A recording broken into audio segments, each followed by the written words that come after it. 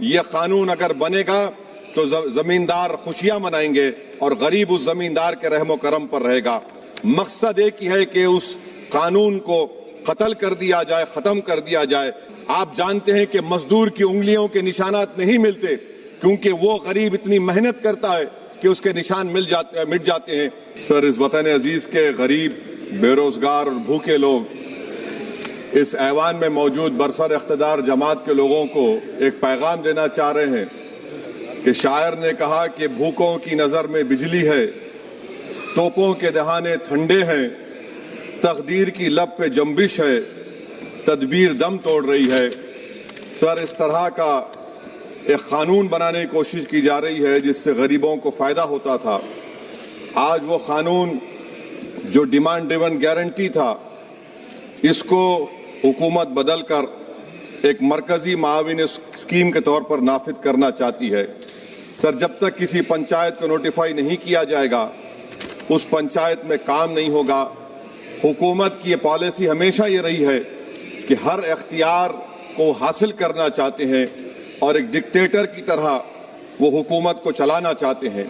سر، آپ بتائیے مرکزی حکومت یہ کیسے فیصلہ کرے گی کہ ایک ڈیمانڈ ڈریون گارنٹی کو آپ ریاست کو بولیں گے نارمیٹو ایلوکیشن کر دیا جائے گا، اور اگر کوئی ریاست اس سے زیادہ اخراجات کرتی ہے تو پھر ان کو اس کا بوجھ اٹھانا پڑے گا۔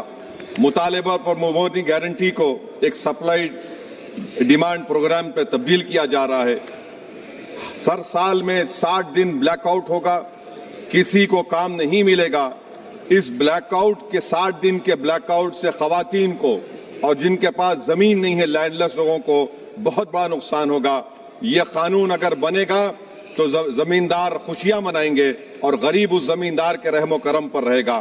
سر، آپ بتائیے 90% جس میں اجرت، میٹیریل لاگت اور انتظامی اخراجات مرکزی حکومت کو برداشت کرنا پڑتا تھا، آج 90 سے 60% کر دیا گیا اور 40% ریاستی حکومت پر یہ بوجھ ڈال دیا گیا۔ مقصد ایک ہی ہے کہ اس قانون کو قتل کر دیا جائے، ختم کر دیا جائے۔ کون سی ایسی بھارت میں ریاست ہے جس کے پاس پیسے ہے؟ بتائیے آپ۔ مارچ کے مہینے میں ہر ریاست اپنا بجٹ بنائے گی، کون سی ریاست کے پاس پیسہ ہے؟ تو یہ معلوم ہو رہا ہے کہ سرکار غریبوں کے خلاف ہے، غربت کا خاتمہ نہیں کرنا چاہتی۔ سر، آدھار اور ڈیجیٹل نظام، آپ جانتے ہیں کہ مزدور کی انگلیوں کے نشانات نہیں ملتے، کیونکہ وہ غریب اتنی محنت کرتا ہے کہ اس کے نشان مٹ جاتے ہیں۔ تو بایو میٹرک اوتھینٹیکیشن کی بات ہوتی ہے۔